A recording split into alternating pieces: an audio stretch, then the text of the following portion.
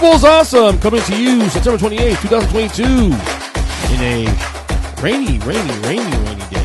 Rainy week, actually, because we have a hurricane here threatening the shores of the West Coast shores. I'm on the East Coast, but definitely getting on the weather here. Anyway, I'm your host, Ernest Christian. As of course, we're going to have the Power Rankings, long Power Rankings this week. I'm going to have a long 40-minute session with Mikey B on the Power Rankings this week. Of course, doing the game reports and with Kyle Nash. And then, of course, EJ The Degenerate. It's going to be me, myself, and Zach going through our week 4 picks. I beat him week 3, rather. So now I'm up 2-1 against him this year with our picks of the week. Today's episode is called What We Know and Don't Know, because myself, and I'm gonna go through this here in my cold open, but then also Kyle Nash will reveal his 5 things that I know in the NFL so far, and 5 things in the NFL rather that I don't know. So let's not waste your time here. The first thing I know in the NFL is this: the Miami Dolphins are serious playoff contenders. Now, obviously, you got football to go. I already had them as a playoff team this year, as a 7th seed. 3 weeks in, you're seeing this team become the team that I thought they could be, ceiling wise, a lot of speed in the team. That Mike McDonald, first year coach, bringing a lot of freshness to the team. The defense is fantastic. They've been, obviously you had that one game against Baltimore, which they were up down big and they came back. But that win against Buffalo was impressive. I know Buffalo was short on with injuries and all that, but I think Miami is going to be a problem long term. Now, whether or not are they a 1C, 2C type of team? I don't know. I still think Buffalo is the best team in the league anyway, which is why my number 2 things I do know is that I'm not worried about the Buffalo Bills long term. You'll have hiccups like this. Okay. Obviously, the one thing you want the Bills, you want to be very careful is this: the fact that you don't want the Bills to continue to be so Josh Allen reliant. We got how good he is. He's probably the MVP this year, probably, definitely in top 3. But the Bills need to find ways. Running games is get going again. Number 1 for starters. Defense played okay this weekend, but again, the Bills injuries are an issue. But I'm not worried about the long term. I am fascinated, though, about this game this weekend against Baltimore on the road. Another tough road game for the Bills. Another test for the Bills. And again, they're kind of even though they're not a Super Bowl champion yet, because of all the hype that came to the year, because they were the favorites by many people label them as such, including myself. Lots of eyeballs. So, number 3 thing I know, the third thing I know so far through the season is that Urban Meyer was definitely the problem with the Jaguars last year. That's the problem. He was the sole problem. 3 weeks in, the Jags are 2-1. Big wins against the Colts. Big win against the Chargers on the road. And probably should be in Washington week 1. Let's be real. Urban Meyer was the issue last year. The culture needed to be changed. And I said before the year started, they'll be frisky. This team will be frisky. I didn't think it'd be this good so far. 2-1. And I honestly, you'll hear a Power Rankings this week. I flirted to put in my top 10. I flirted with it. But now, did I make it? We'll see. Number 4, the fourth thing I know so far this year is that the Dallas Cowboys defense is elite. Man, when was the last time I could say that? Probably since the mid-90s. And I said this is the reason why I didn't put my bottom 5 after week 1 when Dak went down. It's because I thought the defense is so good that even with Cooper Rush being the quarterback, if the defense could play to its capabilities, which it did do even in the loss against Tampa in week 1, holding Brady Company to 19 points. That if they can hold the 4th down for 6 to 8 weeks till they get Dak back, they'll be fine. As long as they have a quarterback making mistakes, defense plays at just top of its level, it'll be fine. And Dallas' defense is elite. It's been almost 30 years since I can say that, But yeah, they're elite. And the last thing here, the things I do know so far, the Denver Broncos are lucky to be 2-1 right now. The heck, it's a disaster. Their offense is uninspiring, boring, and somehow they're 2-1, and they should be 3-0. They should have beaten Seattle. Again, 2 fumbles on the goal line in the game. They should have ran away with that game against Seattle. Big win against San Francisco this week. Big win. But the Broncos should be 3-0. Lucky to be 2-1 right now, in spite of Nathaniel Hackett. I don't know. We'll see. Another big game against the Raiders this week. A Raiders team that needs to win badly as 0-3. Now, here are 5 things I do not know. I am not sure how good the Giants are. Finally lose the first game of the year against the Cowboys. Look, this team is Saquon Barkley reliant. Daniel Jones is okay. But again, this team, even when they were 2-0, I told you guys, this team is not as good as you think. They're in this position right now because they are well coached, but they lack of talent. Don't be surprised if the wheels fall off this thing. But I do feel like Brian Daboll is the guy. I feel like for the first time since Tom Coughlin that we have the right guy as head coach in his place. And that I will say I do believe in. But yet, right now, in the media, I don't know how good the Giants are. That's the only thing that concerns me. Number 2 things. The second thing I don't know is, can any coach in the AFC West not name Andy Reid actually coach? Again, Nathaniel Hackett, Brandon Staley for the Chargers, and let's be real here, 0-3 Josh McDaniels, second stint as coach. It was a failure with the Broncos back in 2008, or 2009, whatever year it was. Okay, 0-3 out the gate. Not good, buddy. Not good. We'll see. But everybody not named Andy Reid in the AFC West, can he actually coach? We shall see in the weeks to come. The third thing I don't know is I don't know why in the hell what made me pick the Washington Commanders to make the playoffs. Yes, I'm a big Carson Wentz guy. That's probably the main reason why. I'm a big Carson Wentz guy. I can't help it. I just say this is the last chance he has. Week 1, they win against Jacksonville, which actually looks like a good win now in hindsight. But man, it's been horrible as Detroit week 2. Horrible, even worse against Philadelphia week 3. And they're not getting better. They're getting worse, really, in my eyes. Why did I pick the Commanders to make the playoffs? Bad pick. You know what? In lieu of my boy Big James Neese, I apologize for doing that. I do. That's a bad pick. Really bad pick. Number 4. Are we sure we don't have a quarterback controversy in Dallas right now? Cooper Rush, right now, holding the fort down, not playing spectacular, but playing solid. Playing solid. He's doing his job. He's making right throws. He's 3-0 as a starter. 2 of those wins on primetime. The other one against the AFC champions. No, it's not spectacular. It's not flashy. He's getting the job done. And as I said, the Cowboys defense. You got a quarterback that hold fourth down with an elite defense. Be fine. The NFC's not that dominant. The Cowboys are a playoff team, in my opinion, still. As long as they keep doing their job. But I don't think I have a quarterback controversy. I think once Dak is back, Dak is back. Dak's the better quarterback. Let's be real here. I've seen people tweeting, Cooper Rush should be the starter. What are you talking about? No, it's Dak. I'm not saying Dak's a superstar. I'm not saying Dak's the top 10 quarterback in the league anymore. But Dak is definitely better than Cooper Rush. Let's be real here. And finally, number 5. The fifth thing I don't know. Are we sure Lamar Jackson isn't the best player in the NFL right now? Again, not saying he's the best quarterback. I'm saying, is he the best player in the NFL? And I'm kind of leaning towards yes there, only because of the fact that his value to that team is tremendous. You take him off that ball club, they are finished. You saw last year. Last year, 8-3, number 1 seed in the AFC. He was the leader in the clubhouse MVP. He goes down, the team falls apart. Just that simple. This year, he's doing everything he asked for. He's in the pocket throwing the ball. He's making smart plays. Outside the fourth quarter blunder against the Dolphins, it wasn't his fault. It was the team in general, the defense mainly. He's playing MVP ball again. I know people say, "Oh, well, he's not." And I get all the concerns of him being mobile and him taking hits, and he doesn't take a lot of hits. You think about it. If you watch him play, he's actually a very smart player. Okay, he is, in my eyes, probably, if not the best player, the top 3 players in the league altogether, just because of the value he brings to that team. So anyway, that's today's cold open. Here we go with the power rankings. Then soon the game report with Kyle Nash, and we finish it up with EJ versus Degenerate week number 4. Here we go. Enjoy.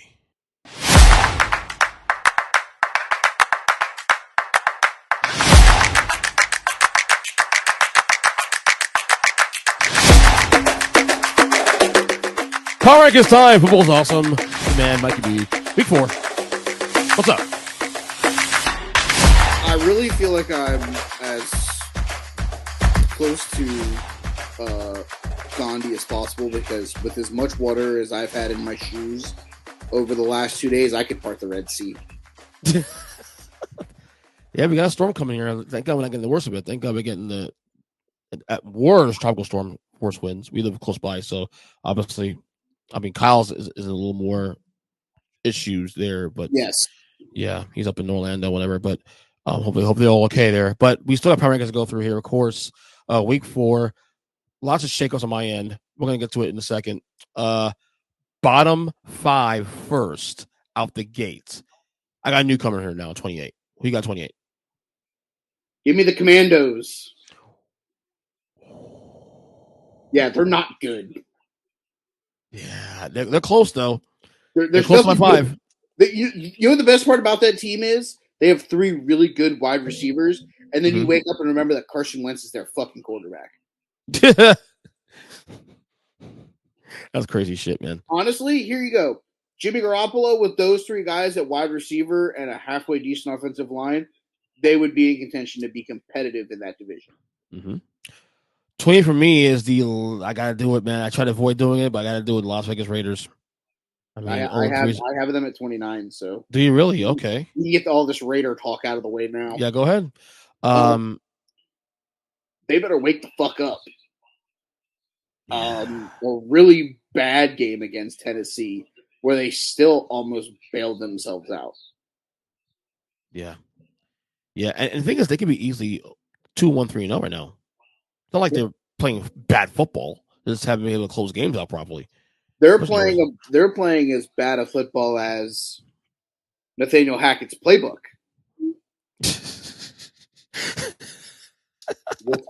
We'll talk about them. Yeah. 29 is all right. Yeah. 29 is Atlanta Falcons for me. Moving up. Frisky team, man. They could be easily 3-0 right now. Easily. Or at least 2-1. They've been tough 3 weeks in. Opened the season, I had them at 31. Mm-hmm. Had them up all the way up to 30. Then down to 32. This week I have them out of the bottom 5. Good job, man. So who do you have at 30 then? War Sea Chickens. Seahawks. Yeah, they're not good. They're not good at all, dude. Okay, here. Let's talk about this, okay? Go ahead. I got there too with the record. So fan of the friend of ours, Mr. Craig. Yeah. You know, Sierra's husband's a bitch, this, that, and the other. If Nathaniel Hackett's playbook wasn't as bad as it is, see the name. Mm-hmm. Nathaniel Hackett's playbook came from Yep, of course. Yep. They probably would have lost by 30. Like, their defense is okay. You have DK Metcalf, you have Tyler Lockett, but you don't have a number 1 running back. You got 4 guys playing fucking running back. Like, if you're going to let Kenneth, like, here's the thing. If you're going to blow this fucker up and be mediocre at best, like, why isn't Kenneth Walker just the number 1 running back? I get it. He was dinged up. Whatever. See what you have out of him. This is your time. Like, if you're going to punt and go fucking 3-14, you might as well find out what you have for next year.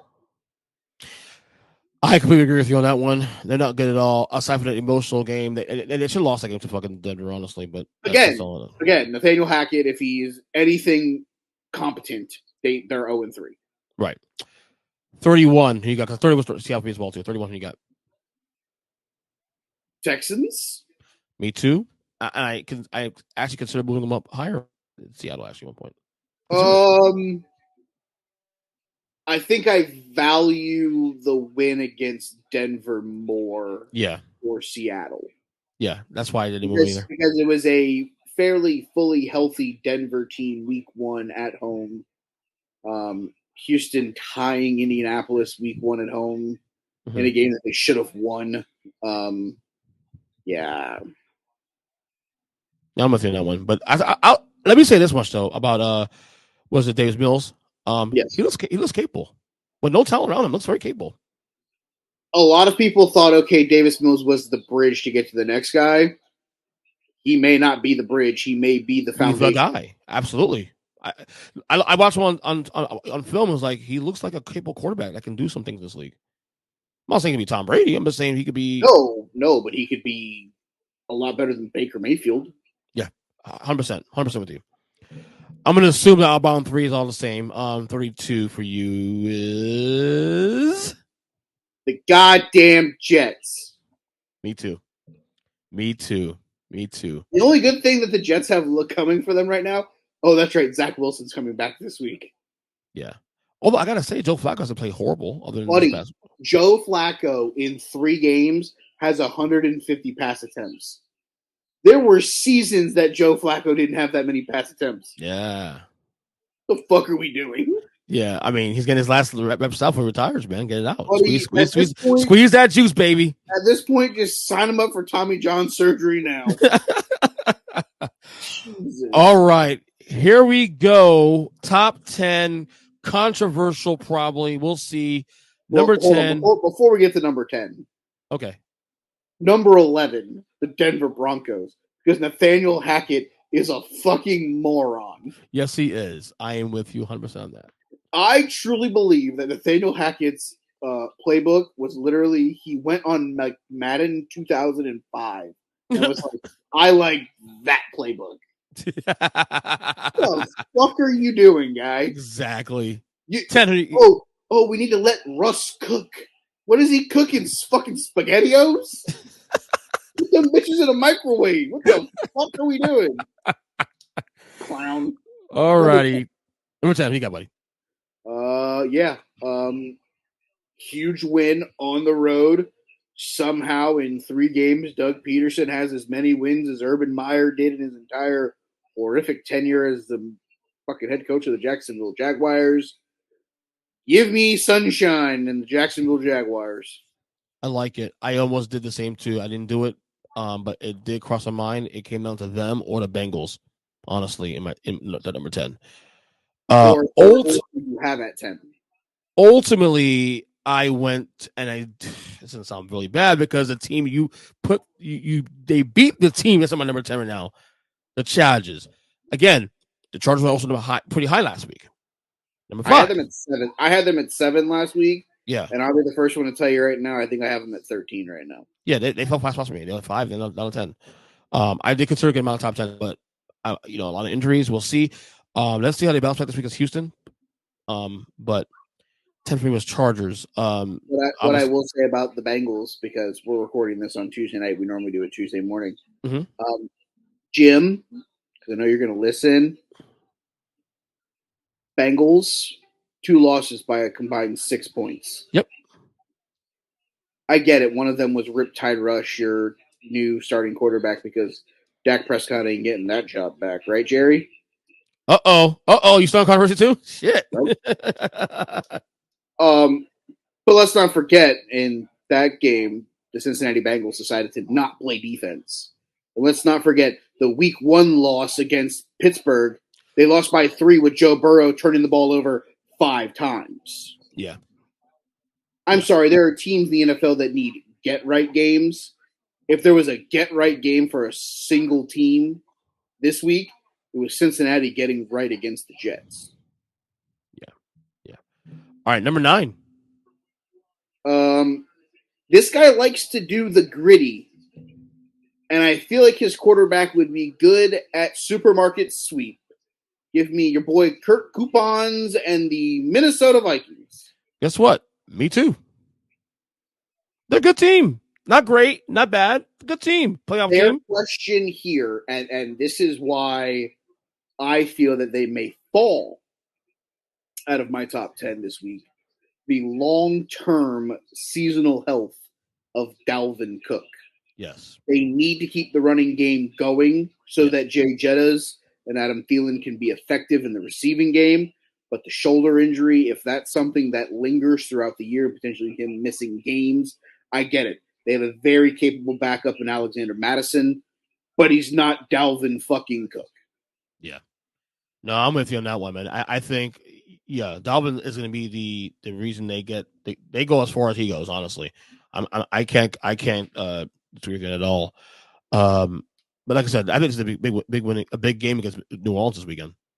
Mm-hmm. Big game in London. So we'll see what Oh, happens there. jolly old England, mate. That's right. Number 8. Who do you have? Hold on, before we get there, odds that Jameis Winston somehow steals something and isn't allowed back into the country.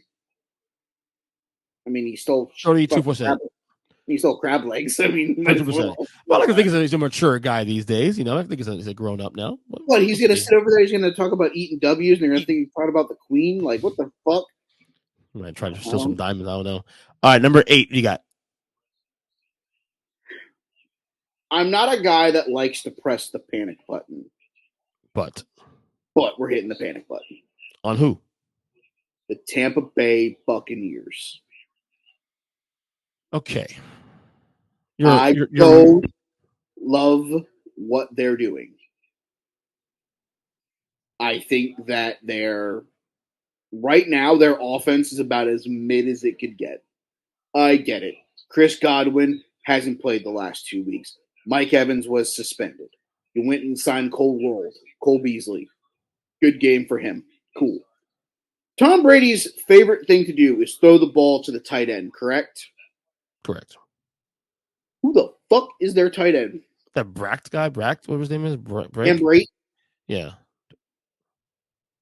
Again, I ask you, who the fuck is their tight end? Because at the end of the day, your safety valve for Tommy has always been the tight end, and you did nothing to address it with knowing the fact that fucking Rob Gronkowski wasn't coming back. So, maybe, just maybe, it's time to do what they should have done all season, and that's turn the ball over to the man, the myth, the legend himself, playoff Lenny, and let Leonard Fournette be the fucking workhorse of this fucking offense. Because I get it. They play in the NFC South. Probably the second worst division in football outside of the AFC South.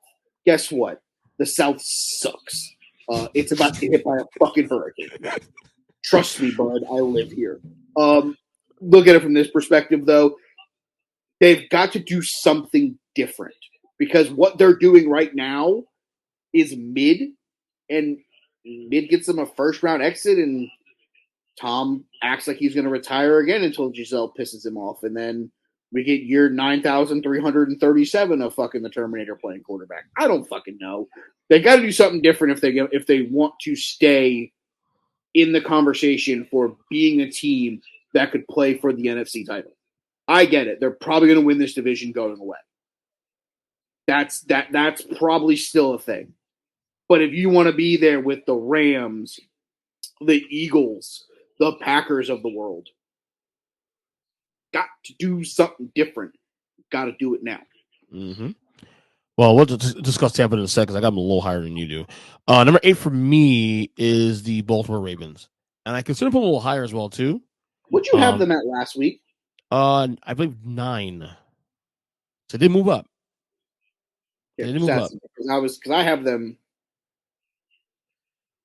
I have much higher.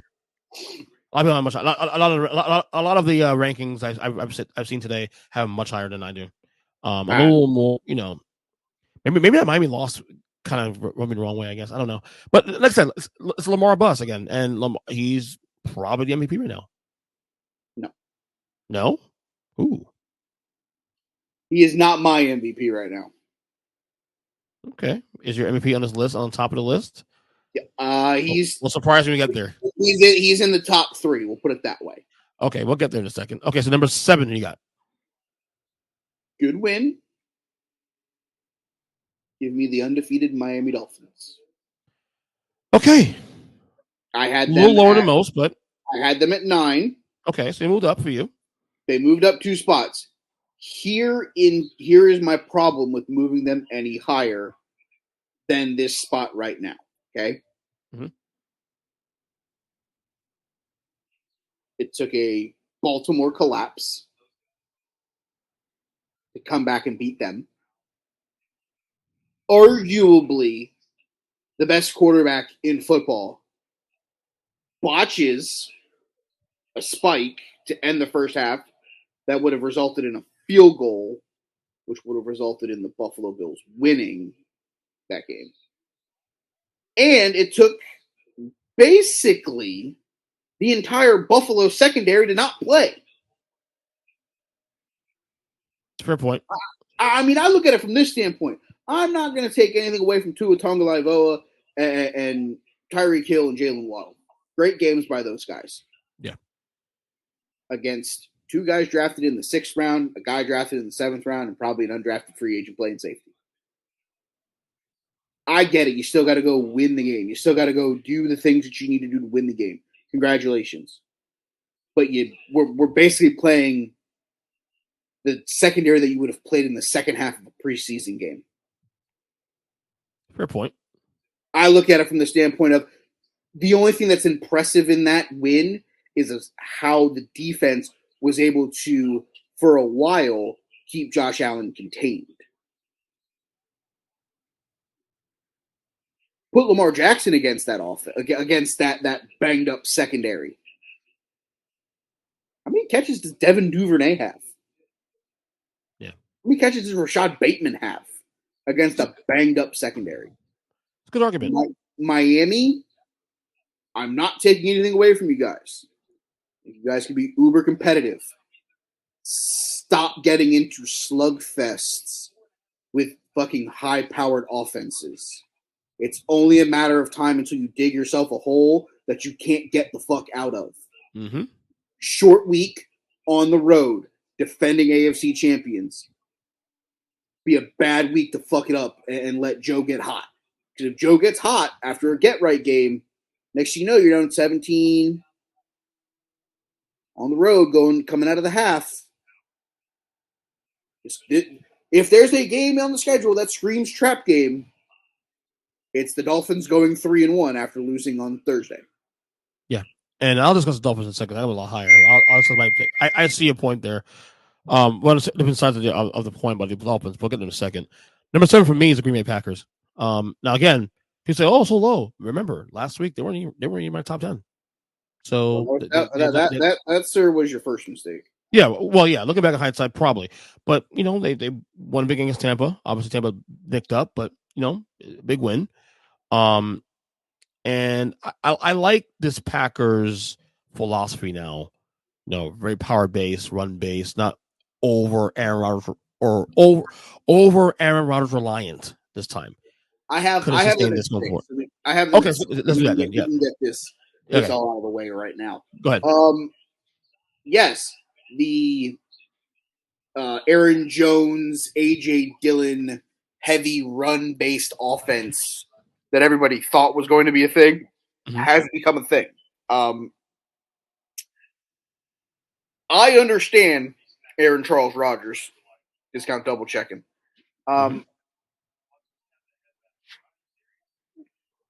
thought fucking Lamar Jackson had a bad wide receiver core.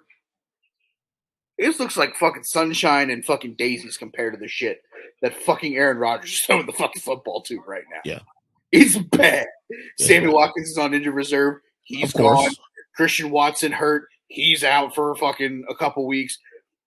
Literally, I heard that they were going to the Oshkosh, Wisconsin Boys and Girls Club looking for anybody under the age of 20 that may be able to run a fucking fly route. Because it is god-awful how bad that receiving room is. That's funny. So bad. But somehow they find a way to go on the road and beat Thomas, Patrick, Edward, Bieber, Brady, as our good friend Kyle Nash has so elegantly named him. This Packers team feels like their championship team, where it's like that defense was really good and kept them in games they probably shouldn't have been in, and then Aaron Rodgers just found a way to pull shit out of his hat like he was fucking like a magician. That's kind of how it feels right now. Yeah, and this thing too. Also, this could sustain. This kind of football could sustain in January. This is what I was going to get in last year, to be honest with you, but I'm not one, and I'm not one that loves. Like, I love people are like, oh, look, it's the NFL trade deadline. Sorry. It's not like basketball. It's not like baseball. It's not even like the hockey trading deadline. No, the NFL trading deadline is somewhere between hot and garbage. Exactly. I'm going to tell you right now, a team that if they want to make a move to put themselves in Super Bowl contention, the Green Bay Packers pick up the phone, they call the Commandos, and they ask for the offering price of either Terry McLaurin or Curtis Samuel, and they go get fucking Aaron Rodgers, a number one wide receiver. Yeah, absolutely. I'm with you on that one. Number 6 is the team they beat this week, the Tampa Bay Buccaneers. Now, again, positioning. Remember, they were up high. They're number 3 last week. So you say you're concerned with the Buccaneers, and I get that. I'm not as much right now because their defense travels well. If the side of the football right now they have issues with is the Brady side of football, and I trust Brady to correct that once they get healthy. Their defense, though, is probably the best in the league, and that's why it's going to travel far going forward. And then if they get Brady even 3 quarters better than than he is now, this team is still a contender. And that's the thing; they will get healthy at some point, and then once they're healthy, they're a problem because that defense is a problem already. That's why the Bucs number 6. So I'm not as concerned about the Buccaneers. A little concerned, of course, but I'm not as concerned. So, number 5. I feel like I'm going to get booed for this. I'm okay with it. Okay. You can't lose to the Indianapolis Colts and not get dinged as severely as I'm dinging the Kansas City Chiefs. Down 2 spots, had them at 3 last week, down to 5 this week. Maybe, No problem with that. maybe, Eric Bieniemy needs to leave Kansas City. Because I truly believe that him and Patrick Mahomes have reached an impasse. Yeah, it happens. Yes, it happens. And it normally ends with one of them leaving. And I'm telling you right now, it ain't fucking Patrick Mahomes that's leaving. Of course. Andy Reid with his Waffle House menu, potentially smothered and covered, scattered and splattered, whatever the fuck you wanted from Waffle House this week. Matt Ryan looked pedestrian as fuck the first 2 weeks of the regular season. They made him look like Super Bowl fucking contender Matt Ryan all over again. I remember that guy. What the fuck? I don't love the fact that they still have to play that division. I get it. Nathaniel Hackett's a moron. Vegas is vastly underperforming. And the Chiefs are only going to go as far as the broken rib cartilage of one Justin Herbert will let them. But just because everybody else is being mediocre doesn't mean that you have to be mediocre with them. I get it. Tyreek Hill is gone. And you have Juju doing dances on the fucking midfield stripe like he did in Pittsburgh and, all that bullshit. But you got a team like Indianapolis whose back's against the wall, on the ropes, and you can hit him with a 1-2 knockout punch, and instead it's, oh, look, here's a really shitty offensive play call that ends up in an interception at the game. Yeah.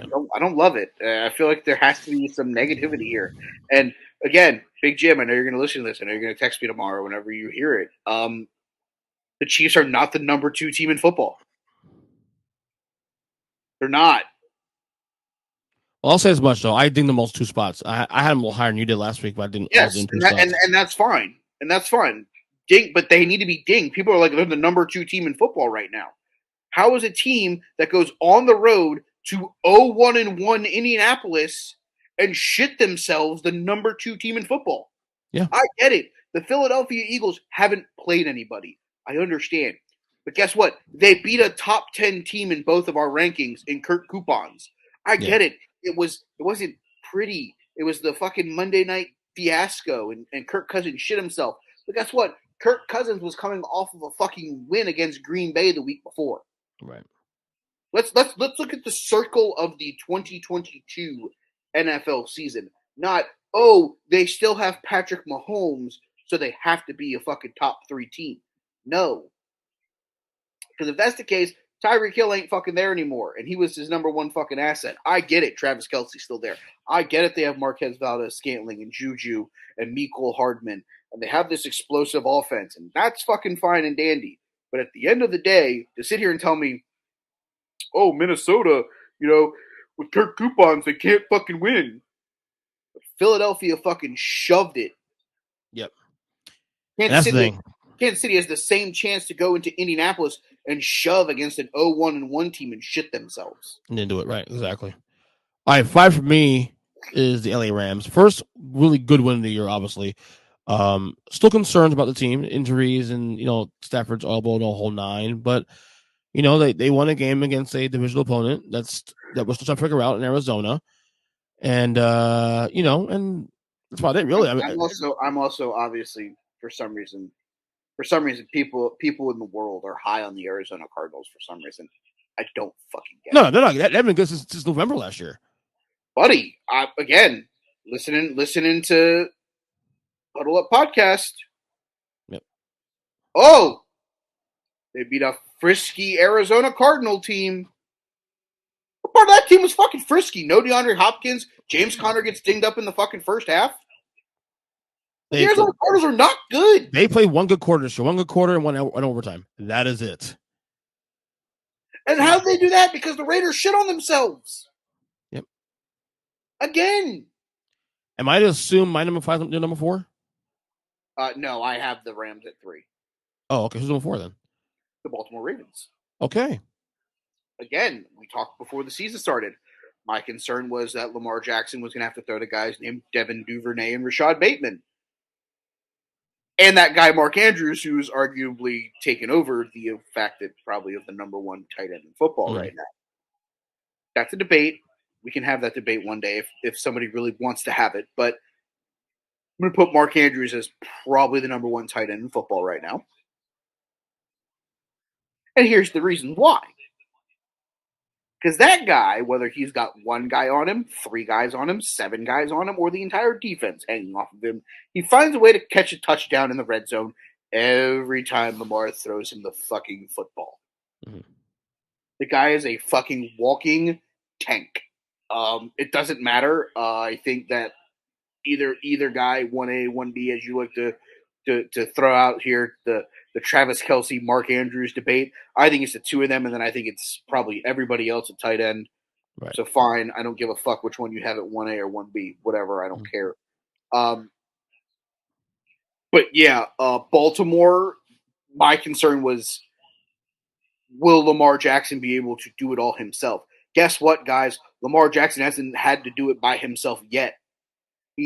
I get it. Sneaky game, over 100 yards this week rushing. Last week against Miami, he had that long touchdown run that propelled him over 100 rushing yards. Week 1, he had 19 rushing yards. So it literally, truthfully feels like Lamar is becoming more of a pass-first quarterback rather than the way he was at the University of Louisville in the first couple years that he came out, where it was like, oh, look, there's a lane, I'm going to run it. This is like Mike Vick 2.0, when Mike Vick remembered that he could actually throw the fucking football. Right. All right, 4 for me is the Kansas City Chiefs. Like I said, dinged them a couple spots. The game should have won. They should have ran with that game. Look, it's still a great team. It's still Super Bowl contenders, the whole 9, but it was a bad look. I thought they should have ran with that game. They had a chance to win the game a couple times and just didn't put a foot in the throat. And that's still disappointing. But guess what? Let's go back to last year. Okay, let's go back to last year. They had a chance to step on the Bengals' throat. Didn't do it. And cost them the games. Twice. So maybe, just maybe, again, maybe, just maybe, Eric Bieniemy needs to go. Maybe. And maybe, just maybe, they need to start letting Patrick Mahomes have the ability to do things. Yeah. Guess what? He has been to 2 Super Bowls. He is a damn good quarterback. He's arguably a top 3 quarterback in the NFL right now. That's fine. But it literally feels like they have him in like that Chinese finger trap where you're like, I can't get my fingers out of this fucking thing. And it's so annoying because you're like, ugh. Yeah. And it's, what the fuck are we doing? No, I'm with you. I completely see what you're saying. You had Rams at 3, right? You said? I do. And I think that it's because I get it. Like Cooper Cup and those guys are explosive. They're finally figuring out what they want to do with the run game, which is something I think that they need to rely on while trying to let Matt Stafford's elbow not inflame to the state of Texas. The defense is going to have to win them football games. And that's fine because in the NFC West right now, after the 49ers, Nobody else. I'm not scared of Kyler Murray because that's why that game on Monday night is huge, because if they can win that game against San Francisco Monday night on the road, they can actually have put a cushion now to where they can actually, if they want to rest Stafford for a week or so, you can do so. Oh, I wouldn't go that far because you kind of want that bye if you can get it. Of course, yeah. Playoffs. What I'm going to say, though, is I'm not scared of Geno Smith. I'm not scared of Kyler Murray because all I got to do is put him in a playpen. He can be able to escape it. It's too tall. And the fact that basically he has no wide receivers for the first 6 weeks of the season. And if they start off 2-4 until DeAndre Hopkins comes back, you're sitting at 4-2 or 5-1. It means they're gonna have to beat you twice to catch you. They're just working themselves into a bigger hole. So yeah, you're worried about the 49ers, and I get it. They do have some pretty good weapons there. But let's not forget Jalen Ramsey is still the number one cornerback in the Rams defense. They still got a guy, I don't know if you heard of him, Aaron Donald, pretty damn good. Yeah, I'm not worried about anybody in that division. I think you have to worry about keeping Matt Stafford's elbow intact, and I think that means that you lean more on Cam Akers and Darrell Henderson. And it's going to hurt. It's going to hurt me. Cooper Kupp in the Dynasty League, arguably the number one wide receiver last year. But if that's how you have to win football games, I'm going to say this too, much of the chagrin of a lot of people at home, fuck your fantasy football leagues. Yeah. I like that. 3 for me is the Miami Dolphins. I'll say this much real quick. This game this week, Thursday Night Football, will show me a lot. As huge a win they had against Buffalo this past week. If you can beat Cincinnati on the road, on a short week, and even a shorter week now because they're traveling a day or two early because of the storm, and find a way to win that game on a road like that against the AFC champions, that's the intangibles that show me that, yeah, you're more than just a, well, we're playing well, this and that. These are the things that separate good teams from great teams. It's those intangibles. And if they can figure out a way to do that on Thursday, that will go a long way to setting the narrative moving forward for the Dolphins. In the meantime, number 3. I want to see if they've left yet. I think they're leaving tomorrow, I believe. I heard. Oh, yeah, Bengals are wearing all white, though. Oh, yeah, we discussed that the whole up tonight. All right, I'm going to go ahead and assume that 2 and 1 in the order, or 1 and 2 rather, are the same as mine. Different order. You do have Philly first, right? Oh, no. Oh, so 2 I have Buffalo. 2 I have Philadelphia. And 2 I have Buffalo, 1 I have Philadelphia. Okay, what because you did tell me on text on Sunday you were considering Philly number 1. I was, and here's what brought me. I'm not going to say back to earth because I do think that the Philadelphia Eagles are a very, very, very good team. Mm-hmm. It's one of those things where watching, and this is something that I've been thinking about, not just because of the Buffalo loss. Let me talk about Buffalo real quick. Mm-hmm. Why is it that, wow, we have a team in the South where it's normally, good weather in December. You know what? Fuck it. Let's send them to upstate New York and to New England in the middle of December. And let's send those teams that aren't used to playing in 9,000 degree weather on the road in September where it's 9,000 degrees. So yeah, that's a lot of fun. Second off, can we just put a dome over Hard Rock Stadium? Can we? Because here's the thing, and I get it. home field advantage, and I'm going to use this in air quotes, okay? Could it be any cornier that you put the fucking shade where the Dolphins are and you leave the opponents sitting in the middle of the sun just to roast in 125-degree weather? Mm-hmm. Like, I get it. Like, home field advantage. Do you try to sweat them out? So whenever you go to Buffalo in December and Tyreek Hill can't run a fly pattern because he's falling because there's fucking 25 feet of snow on the ground. Yeah, sure. Stop doing this. Let the fucking teams that play in the winter fucking go to fucking Miami in the fucking winter and let them go to fucking Buffalo in the middle of September for some fucking reason. The Bills' offense is not my question here. The Bills' question is their defense. Again,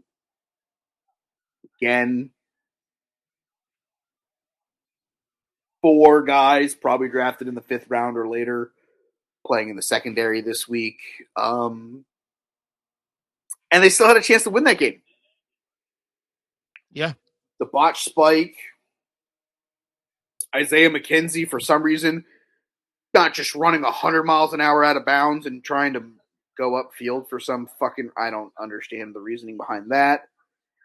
So I couldn't bring myself to ding them as hard because everyone's going to go through this problem of losing guys and it's next man up. But the fact that they had opportunities to win this game with how bad that secondary is banged up, like, that just tells you how good of a quarterback Josh Allen is. That tells you how good of a receiving core they've built his chemistry with not only Stephon Diggs, but Isaiah McKenzie, Gabe Davis, who's coming back, who didn't play this week. Or did he play this week? I don't even know. I can't remember if he played this week or not. Yeah, I missed week 2. Only week 3. Okay, he did. Yeah, he missed week 2. He was back this week. So, again, you're getting those guys, again, back healthy, out there rolling. Dawson Knox. But the reason why I didn't move Philadelphia up, and here's the thing, breaking news. My MVP through the first 3 weeks of the regular season is Jalen Hurts. Okay. They're my top 3. They're my top 3. It's him, Lamar, and probably Josh Allen right now are my top 3 in my MVP race. Jalen Hurts has been good. Jalen Hurts has been exactly what Philadelphia needs. But it's also because of the fact that they traded for A.J. Brown. Yeah. There are quarterbacks that need number 1 wide receivers. I'm not saying that Jalen Hurts is one of them, but it doesn't fucking hurt, no pun intended, that they got him a number 1 wide receiver. Lamar Jackson is proving he doesn't need a number 1 wide receiver because he's throwing to guys like Rashad Bateman and Devin Duvernay. We've seen Aaron Rodgers not need number 1 wide receivers with him throwing to guys like Marquez Valdez-Scantling and Allen Lazard while Devontae Adams was hurt. And then you see guys like, and I'm going to use this as an example, Derek Carr, who now has Devontae Adams, has Hunter Renfrow, and is sitting at 0-3. Right. Jalen Hurts has been beneficiary to A.J. Brown, but so has guys like Devontae Smith and Dallas Goedert, Miles Sanders, Kenneth Gainwell, because the offense now, we have to cover that guy, which now means those guys are going up against linebackers, and number 2 corners, and nickel corners, and safeties and stuff like that. That are they're not as good as they are. They're not as fast as they are. They don't cover as well. I mean, Goddard's running across the middle of the field wide open more times than not because he's going up against linebackers that are half his size and half as fast. Yes, they have not played anybody of merit, and that's probably the reason why I don't have them at number 1, because they've almost found a way to squander the game against the Detroit Lions after the Lions went on that ferocious comeback. Yeah, late in the fourth quarter. Commanders had them down 24-0. Carson Wentz got sacked more times than I could count. They're not good. Like, the Commanders are not a good measuring stick.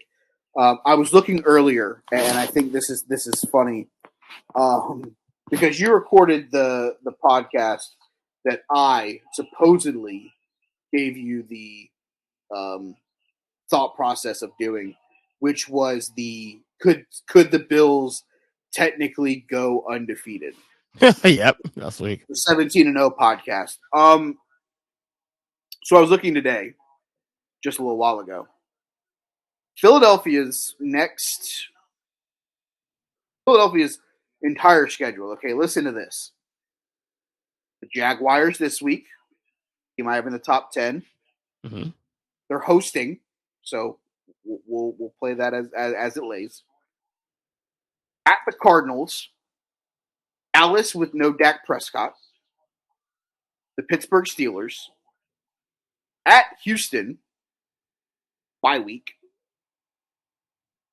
Commandos at home, at the Colts, Green Bay, Tennessee, both at home, at the Giants, at the Bears, at Dallas on Christmas Eve. Dak will probably be back by then. Oh yeah, you making a case I made. The Saints and the Giants. On that same episode, I made a case of them being the reason to be the number one seed in the NFC. That's what you said there. Now we're talking about something higher. Like, I don't think it'll happen. I don't think it will either, because I inevitably think they probably lose. If they don't lose this week to Jacksonville in an upset, that game on November 20th at Indianapolis, or 7 days later, the Sunday night game against the Packers, would be the two games that I would circle on the schedule with like red Sharpie, where I would say, watch out for those games back to back. If they weren't playing those teams back to back, Philly might become a team that you could talk about being a 13-4, a 14-3, because there aren't many scary teams left, nor were there any scary teams to begin with. And now that brings into the question of, and this is because of looking at the 2022 schedule, Philadelphia, they somehow go 14-3. Are they the equivalent of like Notre Dame? Like, oh, cool. They played like Ole Miss week 1, and then they played like Mississippi State week 2, but then they played Army, Navy, the Citadel, West Texas, Monroe State, and somebody else. Do they deserve to be in the Final Four of the college football championship? You're going to say, yeah, because they went undefeated, and yeah, because they're Notre Dame. If Philadelphia runs the table or somehow and it finishes this regular season undefeated because of the schedule that they've played, you're going to look at them and go, they're probably going to get destroyed by the Rams in the NFC game because they just have no competition. It's not good. And I think that's unfortunately, when you look at rankings, a lot of people, as they keep winning, are going to keep sitting here going, they have to be the number one team. They don't have to be the number one team. Like, you got to go out and earn to be the number one team in football. Winning games helps. Well, for me, it came down to like they've been the most consistent team quarter to quarter than anybody. They haven't had a bad quarter other than that fourth quarter against Detroit. Correct. In week 1, that's it. But I think that is because if you look at the teams that they faced, I am not scared of the Commanders' defense. Of course not. No one is. And I'm not scared of Minnesota's defense. I think Minnesota has a good defense. They have a great defense. I think the game against the Rams, you have to go up against Aaron Donald. You have to go against Jalen Ramsey. Shit's going to be a little different. You go up against Green Bay. Shit's going to be a little different. Those two games against Dallas, if that offensive line somehow lets Micah Parsons cause havoc the same way that Micah Parsons caused havoc against the Cincinnati Bengals, that's when shit starts getting tested. And that's whenever you're going to find out how consistent this team is. Yes, I like the offensive weapons that Jalen Hurts has, but I love the fact that Josh Allen has the chemistry with Diggs and Davis, and that their defense is just getting stronger. Where's the good thing about this? This list, our lists are very fluid. It's a fluid list. It can be different next week. That's the best part. Mikey B, good job as always. Today the podcast every Friday. It should be fun. Hopefully our good friend Joe is back this week. I feel like I'm going to go build an ark. Went outside. I mean, I feel like I could go wring my shoes right now still, and water would just pour out of them. It's awesome. Till next week, buddy. Okay, bye.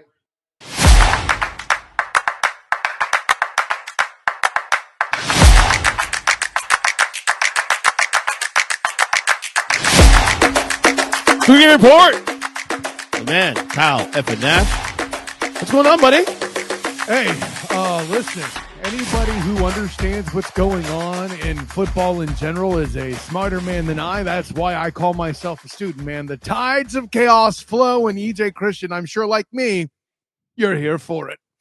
I'm all about it, man. Like, and I'll tell you right now, this reflects on my gambling too, especially the first 3 weeks of the year. I've the NFL, just betting NFL alone right now has been a disaster for me. Like you think you get a trend, you think you get a feel to a team or to a situation. Just when you get a feel to it, yank him. Oh, like listen, the biggest Lucifer Morningstar I tried to tell you, but you wouldn't listen, are all the times I said don't bet this game to people, and they still did. Yeah.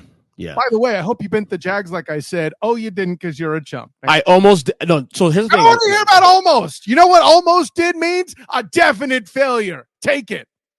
Okay, Jags fan, calm down, okay? Whoa. whoa. I know you cover the team. I know. I cover the team. I'm not a fan. There's a difference.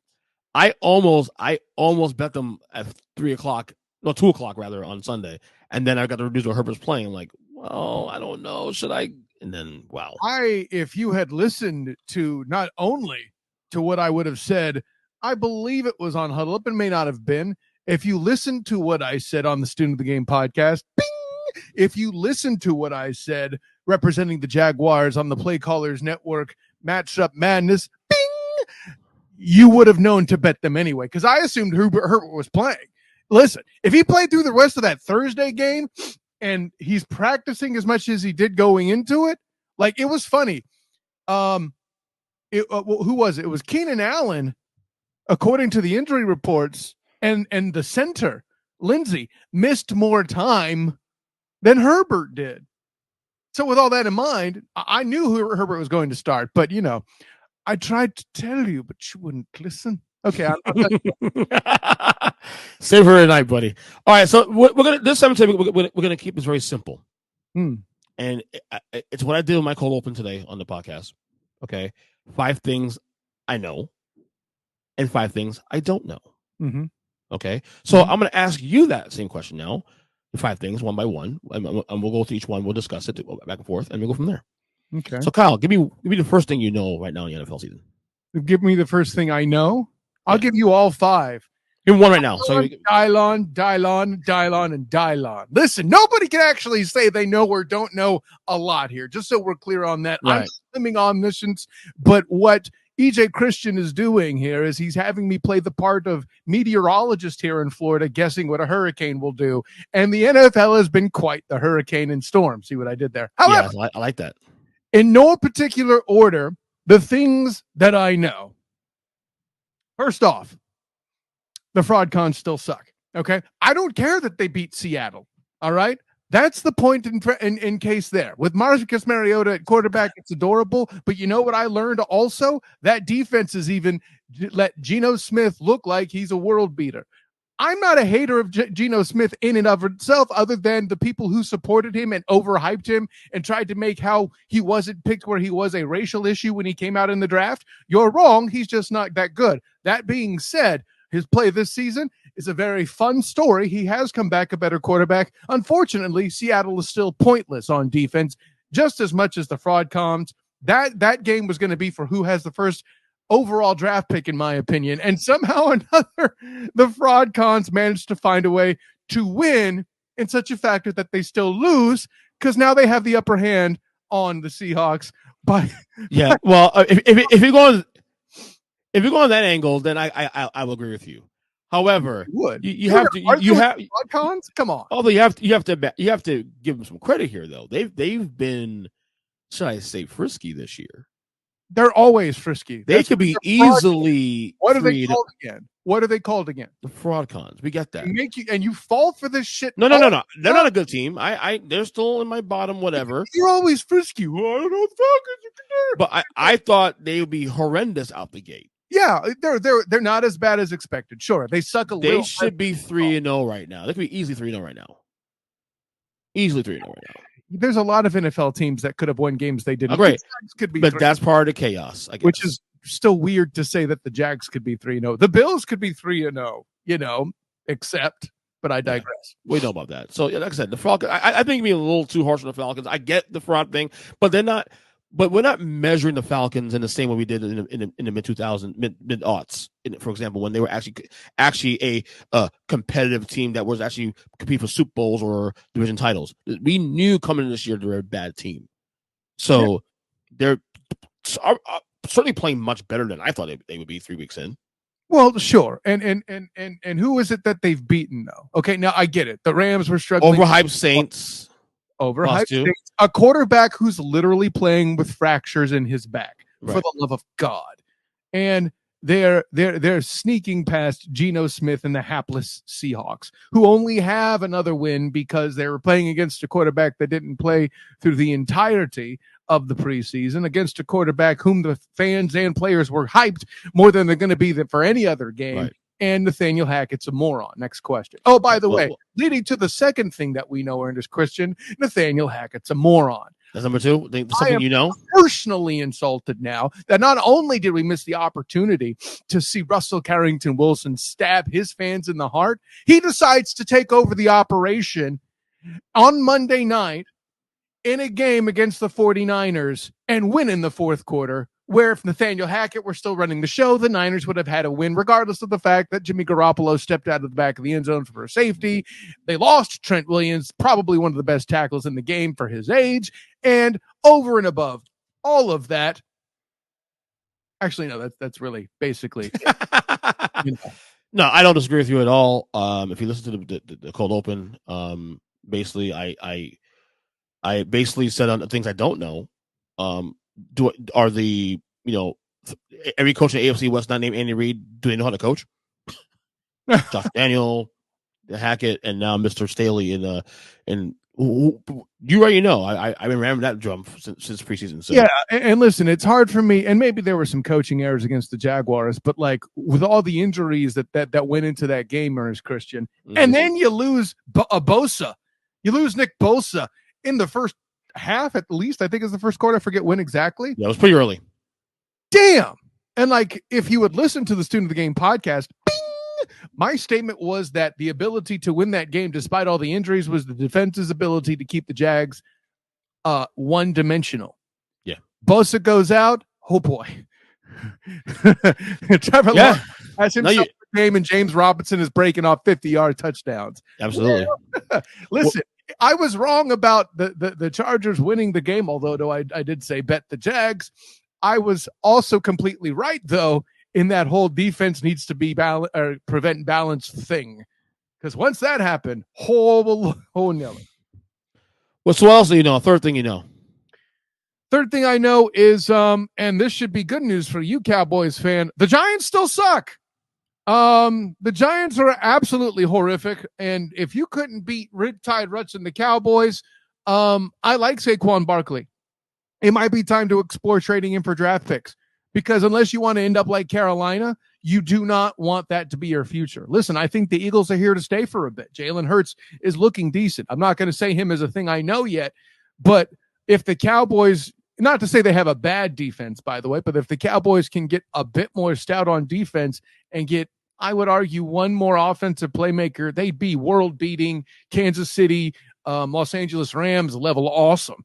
As it stands now, they are a playoff team. I predicted them a playoff team. People who have them in their top 5 in their power rankings and stuff, pump the brakes. You're on a little too many drugs. I won't report you to HR yet because it's a mistake that hapless morons make, not mentioning any names, but I hope someone's feeling the burn of my analysis. And if they don't like it, they can take some prayers as if they were a Christian. Anyways, so. Wow. It's a lot of words there, buddy. Like that, Julius? Anyway. So let me, go ahead. So, yeah, but in short, the Giants still suck. So I'm glad it came to that conclusion on something I've been saying from the year it started. And when it went 2-0, it's not like I was. Listen, some of these are going to be softballs, EJ Christian, with all the craziness going on in chaos in the NFL. Some of these are going to be no brainers. You're asking me what I know. I'm telling you the things I feel like I know. The best I have so far is the fraud cons and the Giants suck. They have survived, and I said this. Heck, it sucks. Right, and I said this too. Like they've survived basically on great coaching. That is it. Like Yeah. outside Saquon Barkley, who do you have? Daniel Jones is still hit or miss. That's my point. You have receivers who complain about playing time, and then when they get playing time, they don't do jack shit on Monday Night Football. Kenny Galladay, I'm talking to you. Yeah, I'm talking to you. If you don't like it, too bad. That's go kick rocks then. I guess EJ, one could say that you're not in the Galladay spirit. Exactly. So we look, to me, I said it come here. If the Giants win 7 games this year, that's success. Yeah, well, I don't have them winning that many, unfortunately. So you're in, for at least according to me, a big fat failure. They're all Grant. I did not pick them winning against the Titans. That's a whole other question. Right.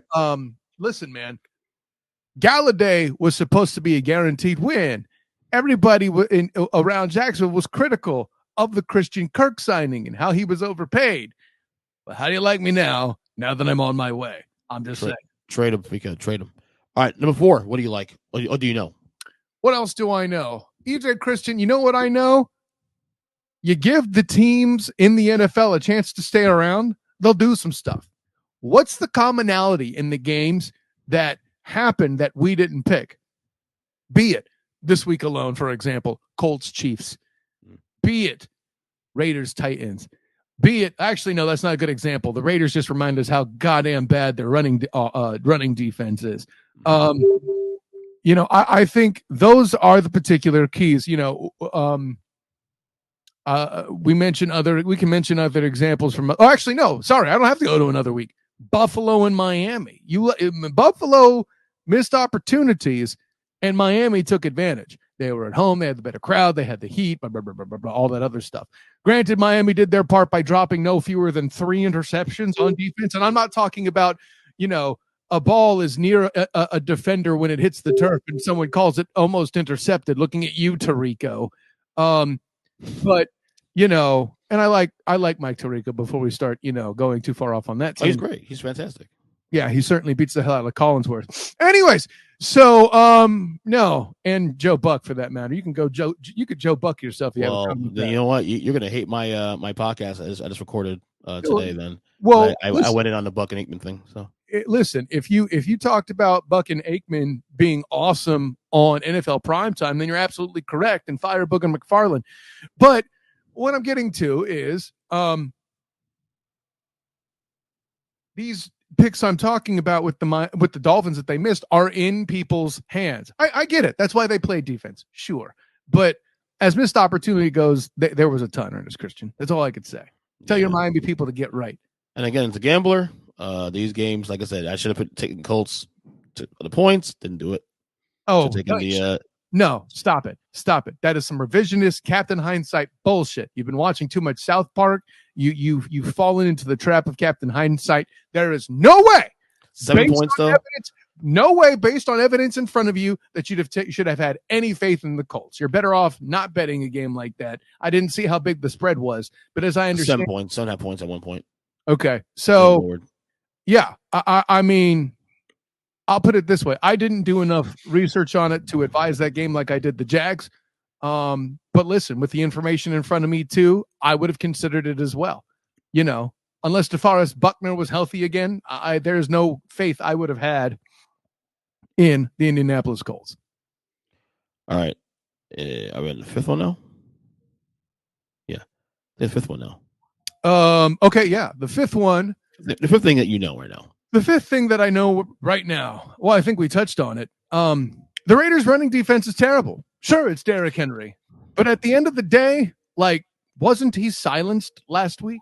Now, part of it was the fact that I actually picked the Titans to lose. So, of course, they won because that's what the Titans do. but yeah, at day's end, that's kind of where I'm at with the 5 things I know, man. Because it's actually, you want to change what my 5th thing is. You know what else I know is the 5th thing in the NFL, EJ Christian? What is it? Trying to bet the NFL this year is damn near impossible. It is. So far, it is. Vegas figured things out pretty early. And then these teams, like I said, we said this year's going to be very wonky and chaotic. We probably didn't think it'll go this way. Right. So Raiders 0-3. I mean, that's kind of, I don't know. Raiders 0-3 is shock. We predicted some silliness in some places anyway, but I digress. Right. So, Kyle, we just go the other way now. What are 5 things right now you don't know? Number 1. How good are the Miami Dolphins? I really don't know that. They have a series of anomalies that have broken their way. You've made the point about another team. Oh, you said about the Cardinals. Oh, they've only been good for a quarter, for 15 minutes. Okay. And listen, this isn't a thing defending the Cardinals, but I take that concept and build it too. The Dolphins have only been 3-0 and looked like a 3-0 team for 5 quarters. Okay. Let's be clear about that. Now, is this me saying the Dolphins are bad? No. Is this me cheapening the win against Buffalo? No. But you're winning in situations where people said, maybe you can, and you do. And that's impressive. The Dolphins are a lot more credible as a playoff team than they have been to me for the first time in about 5 weeks. However, I'm going to be curious about what's happening when, say, some of the tricks are out of the bag. Coach Mike McDaniel, that's McDaniel, no S, because if you put an S on it, the S must be for sucks, because that's what McDaniel's in Vegas is doing right now. See, right. That's why I have to think about it. They've been everywhere, man. So yeah, we don't know how good the Fins are. That's we don't know. So, and this is why I think this game, as big a win, obviously as big a win the Buffalo game was. We know that's a huge win. Huge. Baltimore game, week 2, of course. Huge. Now you're playing Cincy on a short. You're playing the AFC champions on a short week on Thursday on the road. Which is a great segue for the second thing I don't know, Ernest question. How bad are the Bengals? Are they bad at all? Do we have any real basis for understanding? Because my dude Joey Burr apparently was still left a little bit cold from the fact that he had an appendectomy and didn't go through any training camp. By the way, quarterbacks not going through training camp appear to be vast, and all of them appear to be struggling. But all of them are allowed to get passes, except Jimmy Garoppolo, because, people hate Jimmy Garoppolo. I don't know. Because he's handsome, that's why. I was going to make that joke that why? Because he's so handsome and your mom wants to date him? I don't know. Not your mom. But. No. Segue into the Dolphins, to the Bengals thing. If the Dolphins win this game to Cincinnati on Thursday night, that's as big, if not a bigger win than being Buffalo. Let me tell you why. As a team, if you're a team ascending to prove to people you're good, certain teams get leashes because they've proven over the course of a certain amount of years that, okay, lose a game, no big deal. Let's turn around. But if you're the new kid in the block, and you don't get to cut the line all of a sudden, like, now you're number 1 in the power rankings. No, you don't get. You need to prove that to me over the course of an amount of weeks. That you are as good as you come. Because you're the Eagles, and then you get infatuated by them for no goddamn reason at all. We'll get there later. But I hear you over the fact of your insecurity of me pointing out facts. But I I hate the Eagles, so let's not go there. Oh, you don't, Eagles fan. I've seen your top 5, but at least last week. But seeing the Dolphins winning on a short week against AFC champions, coming off an emotional win against the division rival, not only rival, but also rival who are, by many, you and I especially have said this already, are our Super Bowl pick this year. Yeah. If you can still maintain that on a short week and do that on Thursday Night Football on the road, that's what separates great teams from good teams, is those intangibles. That's what makes good teams versus the Browns, who come down off of the Baker Bowl losing to the goddamn Jets. I get it. Right, exactly. So, Dolphins win this game this Thursday against AFC champions. That's a big win. That's a huge win. That's a perception win. Yeah. That's okay. Yeah, I think you're guys for real. The term you're groping for is a statement game. Yeah. And I would argue that too, though, in the grand scheme, you say it's a bigger deal than the Bills. That's a great statement by a media man. Unfortunately, the football math is a lot more important with the Bills game. All right. So Bengals, number 2, I don't know how good they are either. I think they're decent still. I think that Jets game was a big, we need to turn the ship around. They could easily be 3-0 themselves though. Don't forget that. That Steelers game, Minka Fitzpatrick, that block PAT. They obviously, they win that game. They should win that game. Week 2 against the Cowboys. I mean, what the hell that was, but again, should win that game. They could be easy 3-0 right now, easily. But we'll know this week. We'll know. All right. The third thing you don't know, Mr. Kyle Nash. What the hell is going on where the Cowboys are winning games? Like, okay, listen, I get that it's against weaker competition. And listen, it's a good thing you're a Cowboys fan on this show, and that way Monday night wouldn't have ticked you off so much, and I get it. Cowboy fan. What's wrong with you, man? Have you heard you? No. I'm just saying. Well, Anyway, because I respect Tony Romo and because I have logic when it comes to my analysis. Come on. if you had logic coming to your analysis, you would have picked the Cowboys as a playoff team representing the division. Oh, no, wait. You did worse. You picked the Red Tails. Anyways. We'll get to that later on. No, Riptide Rush is doing amazing things, and frankly, Mhm. I don't know how it's working. It's awesome to observe, but there's no good reason for it. Again, granted, the Giants did their part, but the Bengals did their part. But Riptide Rush and company are winning games, and listen, if you're a Cowboys fan, stick with it, I guess, man.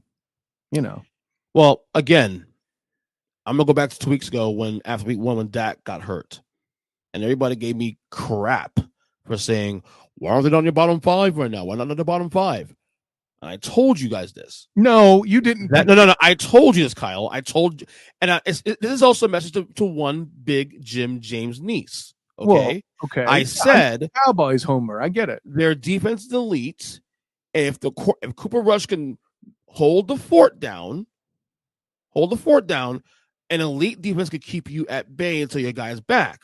That has now played out for me now in 3 weeks now. You beat a team, the Bucks lost the Bucks in week 1, but the defense was fantastic in week 1. Held Brady 19 points. Week 2, you beat the AFC champions. Week 3, beat a team that's 2-0 and feel themselves on the Monday Night Football. So that last is very unimpressive, but yeah, I see where you're going. Listen, my point is, you have the Cowboys have an elite defense. Let's start right there. They have an elite defense. We haven't said this in decades. Around that elite-ish. I don't know if I'm there. They have a good defense. They're top five in the league right now. Stop it. They lead the league in sacks. Stop it. They lead the league in sacks. They lead the league in. Look who they've played, son. They're doing their job. Right. But again, doing your job is not the sign of elite. Looking at that and saying, oh, dear God, what do we do? To the point that Russell Carrington Wilson has to run all over the yard and save his life because his coach is that bad. That's an elite defense. Okay. I'm not saying every 2-1 team is created equal. Believe me, the Bears ain't that good. Come on now, let's stop. We're not going there. But let's give credit where credit is due. Cooper Rush has done a fantastic. Cooper Rush has some great passes to say too, for the record. And anyone should have expected that. And he's 3-0 as a starter right now. Yeah. At some point, the sample's growing. At some point, you have to get a guy respect. He's doing his job. Games is a sample. Stop it. No, I said sample's growing. I said. Yeah, sure. And listen, he keeps doing it. Like, I don't want. You're setting yourself up for the next Matt Flynn, son. Right? Look, I'm not saying the guy's the next freaking Cody Carlson or something in Houston or something like that. I'm just saying the guys. He's had 3 starts. Okay, his 3 starts were on Sunday Night Football last year. Then his second start was against the AFC champions, and then his third start on Monday Night Football. Clearly, he knows how to play under pressure. I'll tell you that much. Well, yeah, no, wait, because he has only 2 starts. He played 3 games. 3 starts. 3 no. I thought that went back into his previous backup. No, he was a starter of that game last minute because Dak they got sick. Or had an injury last year to Minnesota, and he started that game 13-10. Right? Yeah, no, I know. That was on Halloween. He's undefeated into that. That I do know. So 1-0 last year, 2-0 this year. So 3-0 as a starter. Okay, 2-0. Got you. So you are 2-0 this year, right? Okay, yeah, that's what I thought. Okay, right. So he's done a good job. All right, number 4. Yeah, things that I don't know. This list is so short. I have no idea where to go exactly. Well, listen, and again, I could end the segment here. Just go. I know nothing. I am Jon Snow when it comes to the NFL. There's so much chaos. Yeah. You know what else I don't know? Let's take it to college. Or is this an NFL only topic? That's fine. You can do college. That's fine. I don't know what to make of Michigan yet. They haven't played anybody. Should they be ranked as high as they are? Listen, I get why they are, because they have the makings of a quarterback in a passing game, something you haven't seen in a Harbaugh Michigan coached team in some way, shape, form, or fashion. But I don't know who they're going to be. I have no idea how seriously to take them. And yeah, as much as I can try to turn this into a segue of me warning you about betting the over on Tennessee, Florida, and you not listening again. I can't help you. Not me. I had Tennessee covering that spread and then some.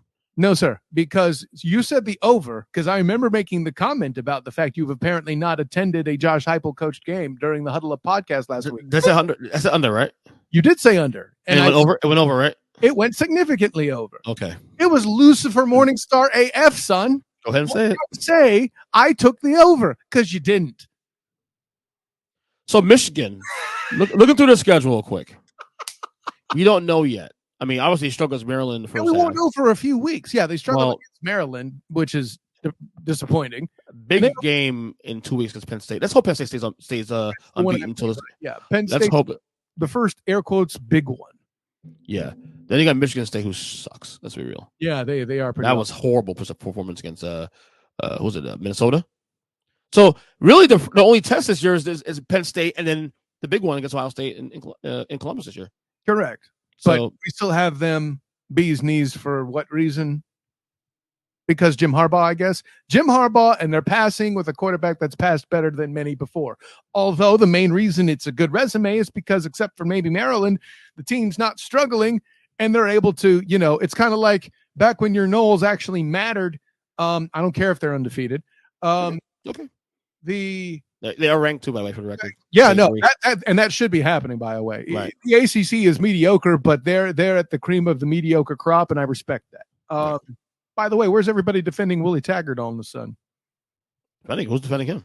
Oh, yeah. Well, I mean, I just remember hearing a bunch of noise about him getting bought out after 1 year because, something politics, and then all of a sudden Mike Norvell's 4-0, and nobody's talking about that no more. I wonder why that is. Anyways, so with all that in mind, as mediocre as I think Florida State is, I'm glad they're not number 4, like Michigan is. And listen, for my money, there, Seminole fan who has no right to quote The Rock, but I digress. This is the part where you say, "Go Heat, bitch." You already did say it. That's what I said in the freaking segment, man. So be it. But no, I think we're taking. I shouldn't say we. I think the voters are impressed by Michigan on the strength of the fact that they have a quarterback that can allegedly pass well, and it's a brand new toy for Jim Harbaugh to play with. Well, we'll know more. Like I said, they don't feel like a number 14 to me personally, but again, when you go to the playoff last year, you get a little bit, like I said, leash. You earn some trust. So we'll see. Again, that Penn State guy, I pray Penn State's unbeaten going to that game, make that game matter even more. I hate when teams lose a game a week before a big game, and then like Texas A&M, for example, a couple weeks ago. Yeah. All right, number 5. What's the fifth thing on that you don't know, Mr. Effin Nash? If I'm going to put the Dolphins under scrutiny, I'm going to do the same thing with another team that deserves it. The other thing we don't know is how good are the Eagles. They've beaten basically nobody. But they beat the Vikings. They have a good roster. They beat Kirk Coupons in prime time. And you, sir, and the Burn are just too foolish to keep consistent with your criticism of one Kirk Cousins in your top 5 teams. Just put the pipe down. I know you're due to record with the Burn some point after we're recording this, so he's going to have. But they're not supposed to know this though, because the order of the podcast is normally the Burn and then Hughes. He's right. So I'm going to come in behind the fact, knowing preemptively he's going to do it wrong. Oh, yeah, he did. I told you that. He made it. Will double down on mistakes you've already made, including Philadelphia, right? The Dolphins, with this win, for example, should be moving into the top 10 now instead of being on their last week because they had no right. This week, you're going to hate me to that for holding up. Dancing with the top 5 now because the Buccaneers are just as bad as I told you they were last week. By the way, thank you for making me look good, Aaron Rodgers, and beating the Buccaneers as EJ Christian left you out of the goddamn top 10. So, with all of that... Corrected this week. Relax. Hey, some of us knew it already last week. You were a late adopter with the Bengals last year, too. Let the record show that as well.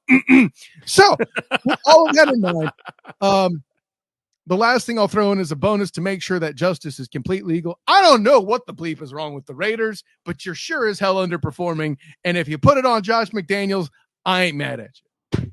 There you go, EJ Christian. Things we know, things we don't know. Interesting. Plug away, Kyle. You know what else I know, the Ernest Christian? You are a sexy beast. Anyway, of course, I am Kyle Nash, the student of the game. You can find me on Twitter at the SOTG. Find me on Instagram as the same, the SOTG. Find me on Facebook as a student of the game. Check out my writings with the 3-point conversion. The Matchup Mania is due to come up here on Wednesday. So I have that already submitted as we talk. So look out for that. That's be fun. Check out my work on UCF football and basketball. As we're recording this, even though we're on track to be affected by the hurricane pretty directly, the UCF SMU game is still allegedly on track to be played. Probably and that's in Orlando, right? That's still in Orlando? It is at the Bounce House, yes. Okay. Which is now, unfortunately, a very bad naming considering the fact that there's a hurricane coming through. But I digress. Yeah. Bad timing. So, yeah. But, you know, that being Parents' Night and all that other stuff, I'm sure there's considerations of people traveling in or not traveling in or all that. I don't know. We'll probably hear more about that after this recording. Well, certainly after this recording, probably on Wednesday. Anyways, check out my writings with UCF, anything UCF related, with the Black and Gold Banneret. Check. Yeah, I'm going to have my presser preview. Coach Malzahn and a couple players came on.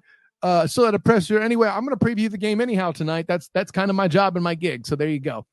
And then my work as well with the Play Callers Network, the Matchup Madness. I record this after the Huddle Up podcast, bing, where, of course, I humble EJ every week and keep Jim honest as well. Let's be real. Yeah, he says I had bad takes. His takes is as bad as mine. Not all of them. So again, when you're so bad at your job, you get a T-shirt for it. That should tell you everything you need to know. Anyways, so by the way, we need to alter that design. I told him to put my face, a toolish face on mine next to that thing. That microphone. Yeah, you mean like this beast here in the corner there? Yeah. That's not toolish. That's actually handsome. I have a toolish face I made. You have a toolish face you made. Yeah, quite a few actually. On a hammer or something? I gotta send it to Jim later on. I'll send him this. Like, what you trying to do there, Binford? What's up? Anyway, no, I hope somebody else gets that reference too. But thank you for getting it, EJ Christian. Yeah. No, but yeah, check out my work as well. I will be on amongst the list of matchups with the Eagles expert talking about the upcoming game as well, which may or may not be in the Matchup Mania as well. Check that out. Interesting. Yes. Then as well, any writings I do for the Jaguars, you'll also find on the 3-point conversion, as well as my work with A7BM Sports, the Captain Company Morning Show with Captain Chris Hill on oldschool101.com, and Demosthenes, Euclid, something. Yeah. And Hilarity by Default. Ernest Christian, I got to tell you, you need to put a bit more respect on that guy's name. He's now engaged to be married, so that might have something a little to do with why it's all busy and all that. No. I get that. I saw his stats update too. Also engaged on Facebook. You're not going to say congratulations, just going to talk shit. I'd rather just talk to him and say his face. Hey, Demosthenes, congrats. So, by the way, Demosthenes is also a huge Disney fan, and I'm sure you wouldn't text him when you were in town either. Anyways, so wait, he doesn't live in Orlando, does he? He doesn't anymore, no, but that's not the point. Oh, okay. As if it would matter. Basically, we say you call me a douchebag. Okay, cool.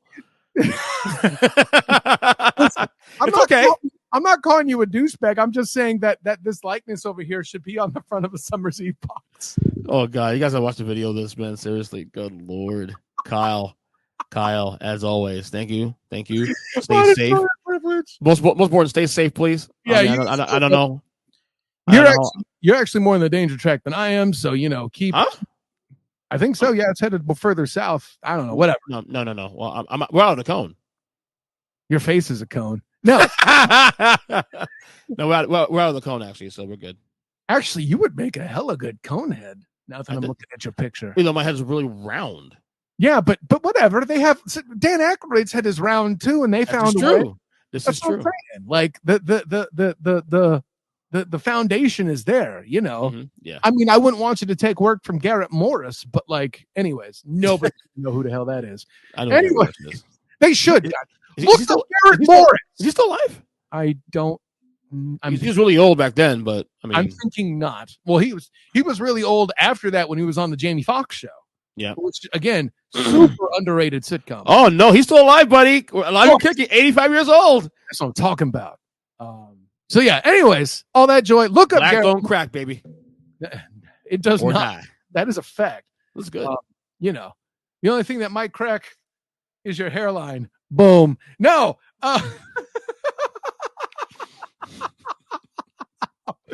You made me. I had to overcompensate. I'm sorry. You made me self-confident. It's okay. It's okay. Anyways, Ernest Christian, honor, joy, and privilege. But until next time, class dismissed. Go Heat, bitch.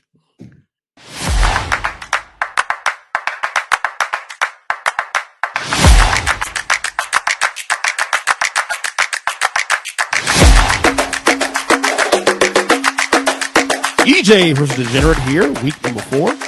Guess who wins again? Zack. Yeah, I had to double check. He double check what you won. I still won. Yeah, you're a little trouble with ties, so we better double check. Oh, double check. You want to double check it? Make sure. Nah, not right now. Okay, you're tired, buddy. I am tired, dude. You don't get it. I'm up at 6. I know. Before 6. I'm up at 6:45, so I'm close to you. That is nothing. Are you out there working at 7 in the morning? I have kids, buddy. That is not work. Do not give me that shit. Anyway, week 4 is here. So let's get to the game. We got a game on Thursday night, of course, a big game too, especially the Miami Dolphins 3-0. Zachary headed to Cincy to face the Bengals. The Bengals right now are 4-point favorites. The over/under is 47.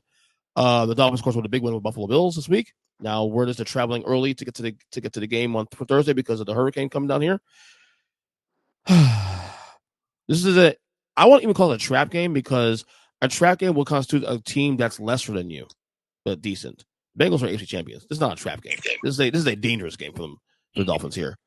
And to me, if they win this game, considering the optics, even a shorter week now traveling early because of the storm, and still winning this game, and that will show me that they really are for real. The optics of that. These are the intangibles that separate great teams from good teams. So, but that being said, safe bet for me is taking the under in this game. Zach, where you at? Ooh, and I was the other way. I'm figuring like the one thing that won't show up will be defense. Like from what I've seen from Thursday night games, it's been offense so far. So give me some offense. I'll take the over in the game. Okay. All right, next game here, 9:30 a.m., folks. 9:30 a.m. in London. We got the Minnesota Vikings against the New Orleans Saints in London. The Vikings right now are 2.5-point favorites. The over/under is 43.5. Zach, where you going this one? The fact I forgot it was not an actual 1 o'clock game, but it's one of those 9:30 a.m.s. Makes me worry about primetime Kirk Cousins. But is this considered prime time? Well, I mean, anybody who wants to watch football that early can watch him, so there's a little pressure. But I'm going to stick with Minnesota just for the fact I forgot about it. Why change my pick? Yeah, I'm at Minnesota too because for one reason, they're better team than the New Orleans Saints are. Like all this hype about the Saints and even the Saints at 1-2, they should be 0-3. Still getting a lot of respect on power rankings. I don't get that. I don't get it. They're not that good. I like Minnesota as well too. They're a much better team than they are. They're a top 10 team in my rankings. So there's that. So all right, next game here we have the 1 o'clock games here. The Cleveland Browns heading to Atlanta to face the Falcons. It is a pick'em right now. The over/under is 49.5. I'm going to go Atlanta here. They've been frisky. They've been very frisky. You said they were supposed to be the worst team in football this year. And so far, I look like an idiot right now. So they're not they can be easily 3-0 right now. At least 2-1. Well, at least 2-1 at the very least. But I'm going Atlanta here. This is a trap game for Cleveland here.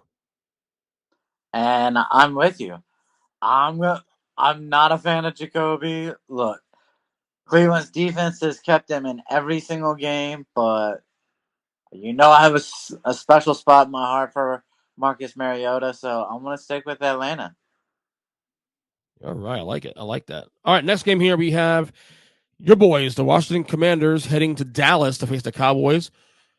We're now 2-1 without Dak Prescott. 2-0 without Dak Prescott. Cowboys are 3-point favorites. The over-under is 42.5. How do you feel? Two really bad Washington performances the last couple weeks. Oof. Oh, the one against the Philly was terrible.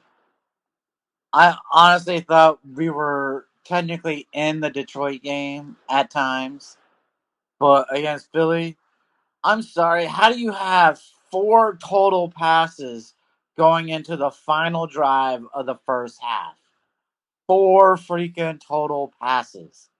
Pass attempts, not completions, but 4 pass attempts until the final drive of the first half. That was terrible. So are you going? I'm taking the under. So am I. I don't think either team can score any points, really. Yeah, I'm with you too. I have the under as well. This should be a slobber knocker. Original game, of course. All right, next game here. We have the Seattle Seahawks heading to Detroit to face the Lions. The Lions are 4.5-point favorites. Still runners 50. I'm a little surprised that's a little low. Give me Detroit to cover this spread. 4.5 points. Yeah. Seattle coming to Detroit. Give me Detroit to cover the spread, bud. I agree with you. Detroit's a better team. Detroit's a clear better team than Seattle is right now. Look, minus their opening week against Russell Wilson. They should have lost. They are just a crap team. Yeah, thank you. I mean, again, Denver literally had 2 fumbles on the goal line. That only Denver should have won that game on Monday Night Football week 1. They should have won that game going away. And that was the only game they played with any semblance of being good. Yeah, because of the stakes, because it's playing against Russ, obviously. All right, next one here. We have a big AFC South showdown here. We got the Tennessee Titans, who are now 1-2, heading to Indy to face the Colts. The Colts finally got their first win of the year, as well as Tennessee. 3-point favorites. The over-under is 42.5. Zach, what do you like this one? Well, yeah, no, it's not going to be Matt Ryan because I said he's overrated. Look, until I know everyone is healthy for the Colts defense, there's no way I will pick them again. And what they did against the Chiefs, I mean, come on. The Chiefs blew that game. Yeah, I agree. The Chiefs blew that game. So you like? Oh, I'm taking Tennessee. Oh, straight up? Okay. Yeah. I'll take Indy because I don't trust Tennessee. Yeah, I don't trust Tennessee at all. I can always trust Derrick Henry and Ryan Tannehill for the most part. Assuming he makes it through the game, of course. But it's Tennessee, like they was blew the game against Vegas on Sunday. I'm having a big lead in that game all the way through. I mean, I don't trust them. They're not good. I told everybody before the year started. They're taking a step back this year, and they put me right so far. All right, next game here we have the Chicago Bears heading to New York face my Giants. The Giants are currently 3-point favorites. The over-under is 39 points. I'll take a slight over in this game, actually. Wait, are you really scared of Justin Fields and his 50 yards passing per game? The Giants aren't good. I've been saying this for the first 2 weeks. You listen to me. They're not good. It's Saquon.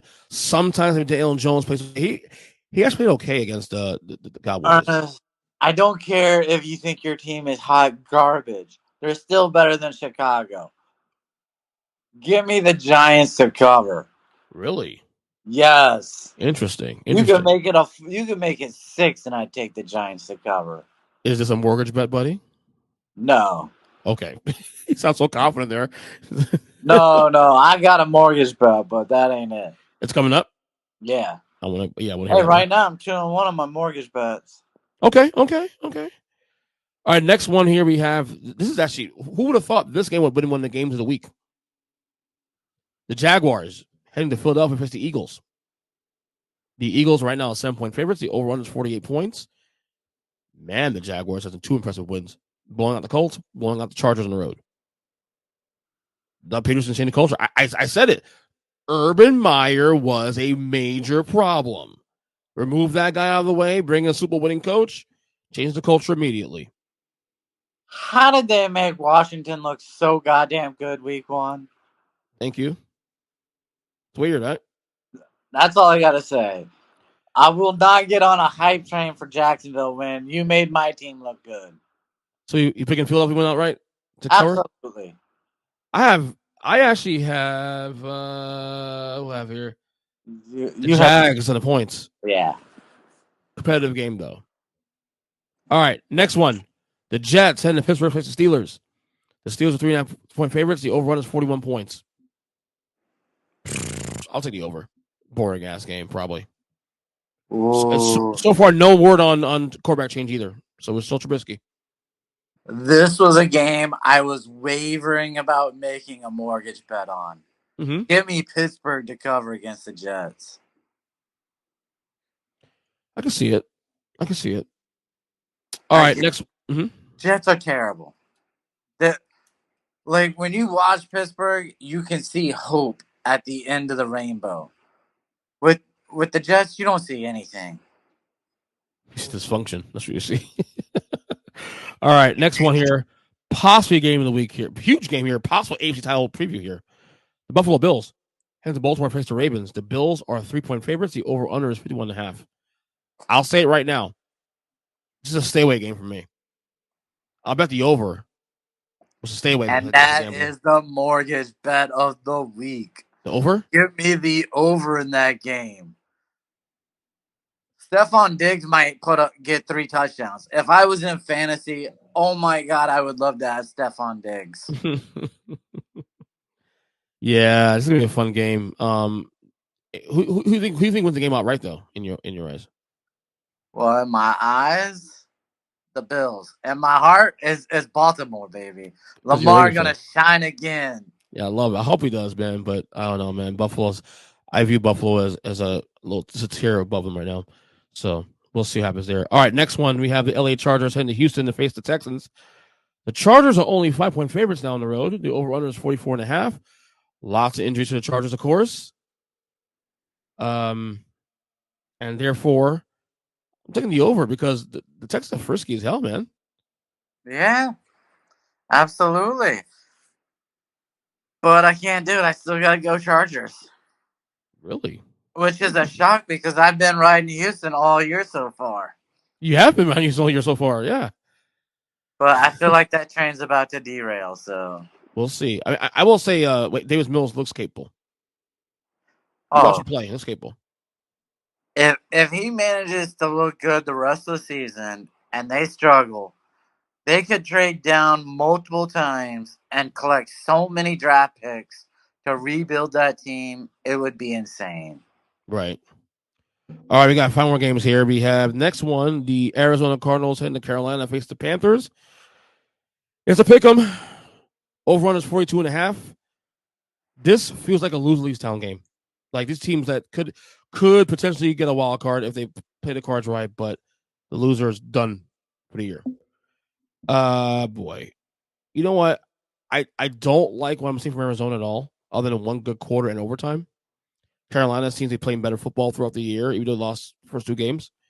Give me Carolina at home. I like Carolina. I wanted to go that way. I really did. But I went with the over in the game. I haven't seen much of Carolina's defense, so I figure Murray will still be able to score some points. All right. And this is a matchup of 2 quarterbacks that are under 6 foot, and they both played at Oklahoma, so it could be exciting. If I decided to bet this weekend, I might take a break from NFL betting for a week or 2 because it's been a horrible year. I might bet that over in a parlay. You were doing good in college to start. I'm doing in college actually. Do better in college. I'm doing in college, all right? And he spread us over 40-something points. I don't give a shit who's playing. Georgia, Alabama, doesn't matter. I'm taking the dog. There you go. It's hit so far all the time. So, all right, next one we have the New England Patriots heading to Green Bay to face the Packers. The Packers are 11-point favorites. The over-under is 40.5. Pats are banged up. Give me Packers. I was actually shocked at how high this line is. Why is that? It's in Lambeau. Neither of these teams can score points. Aaron Rodgers hasn't been able to put up points all season. I don't think he will all season. Give me the under. Ooh, you think under 45 points? Wow, interesting. Okay. Wow. Okay. Next one here. This is an intriguing game, especially. The Denver Broncos heading to Las Vegas to face the Raiders. The Raiders are 1-point favorites, over under 46 points. Raiders easily the most disappointing team of the year for me so far. I had them going to the playoffs, winning the division the whole 9, and 0-3. It's just bad. This is Josh McDaniels' homecoming from his first head coaching job. Correct. You know, and I saw a beautiful meme about why the Patriots didn't hire an offensive coordinator. Mm-hmm. They expect him to be fired in the coming weeks. At least it's a landing spot, right? There's that. Yeah, Bill, take him back. That's for damn sure. Yeah, can do worse than he has now. All right, who you like in this game? I want to take the under. Really? Neither team has instilled any confidence in me. And I was shocked because I thought, while I didn't think Denver would make it to the playoffs, I really had high hopes for Vegas. And at 0-3, I almost feel like it's gone. Yeah. Well, I mean, the good thing is that having a third wildcard spot feels like they have some of a chance. And I think Vegas will actually finally win the first game of the year. Give me Vegas to win straight up. Because again, Nathaniel Hackett's the other coach, and he'll find a way to fuck it up. Because why not, right? That's what all he does right now. I wanted to take the Raiders, but I feel like there's going to be some homecoming pressure. I mean, if they lose this game, it's over. It's 0-4. I mean, at that point, then you're just done for. All right. Probably the game of the day. Probably. We'll see. Kansas City Chiefs heading to Tampa to face the Buccaneers. The Chiefs are currently 1-point favorites. The over-run is 45 points. Obviously, this game can be impacted by the storm, depending on when it hits and all that. Even so, I like the under this game. Wow. And I just feel safe taking the Chiefs. Their special teams cost them this last game, so I feel like they're going to come back out with some sort of pride. And Tampa, look, that offensive line is not going to help Brady. I don't care if Mike Evans comes back. They're not scoring points right now. Yeah. I'm not worried about the Buccaneers long term because when they get guys back, they'll be fine. But in the immediate, I can see why it's concerned in the immediate. But I think once long term, they'll be fine. All right, and finally, Monday Night Football, we have the LA Rams heading to San Francisco to face the Niners. The Niners are currently 1-point favorites. The over/under is 42. The Niners own the Rams actually. Other than that loss in the NFC title game last year, the Rams, the Niners have owned them pretty much for the last couple of years. And the Rams are vulnerable as hell right now too. Even though they're 2-1, they haven't looked like the same teams last year. So you know what? I think San Fran wins this game convincingly. I think they need this win.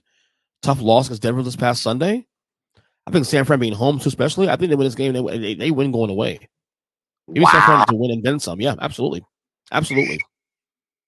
Well, at least it could possibly come down to the final game of the week for us because I'm taking the Rams. For no other reason than 49ers, put up 11 points, 10 points? Yeah. I'm sorry, that's a joke. No. I'm with you on that. But Denver's defense is obviously really good, though. We I think that's clear here. But I haven't seen a good Rams team yet this year. Even against Arizona this past week, they weren't. I mean, they were okay, but they weren't world beaters. Arizona's not that good, apparently. Well, I just feel like the 49ers have gone away from the wide receiver. Is it Right. Samuel or Deebo Samuel? Yep. Deebo Samuel there, thank you. Yep. I've rarely seen him run the ball. So right. I'm with you. All right. Quick FSU minute. Do we beat Wake this week? We're ranked now, buddy. Finally. I almost thought they were still gonna screw us. Yeah. But when you had 4 out of the 5 teams from 20 to 25 lose, you had to open the door to us. So let me ask one question: do we beat Wake? Yeah, I believe so. And look, I get it. Wake put up a great fight against Clemson. I don't think Clemson's that great still. No, and then I think they'll lose. I think they may lose NC State this weekend. So, yeah, So what? about this weekend. So if you're smart, take Wake Forest. And there he is, Zack The Degenerate, doing WWE this week. We're supposed to, as long as things are okay with the storm, we're doing our NBA over-unders tomorrow night as well. So, Zach, gear up for that one. Oh my God, I'm gonna take a nap before the show. Take a long nap. Freshen up. That can be a long one, as always, right? That's it. Well, I'll try to make it move a little faster this year. There's no way because we're gonna have the professor recapping the NBA draft with every team. Yeah. And talking Do you about know this thing here? I love Chris, dude. All right, Zach. Good job by you, man, as always. all right, man. Take it easy. You got it, man. Later.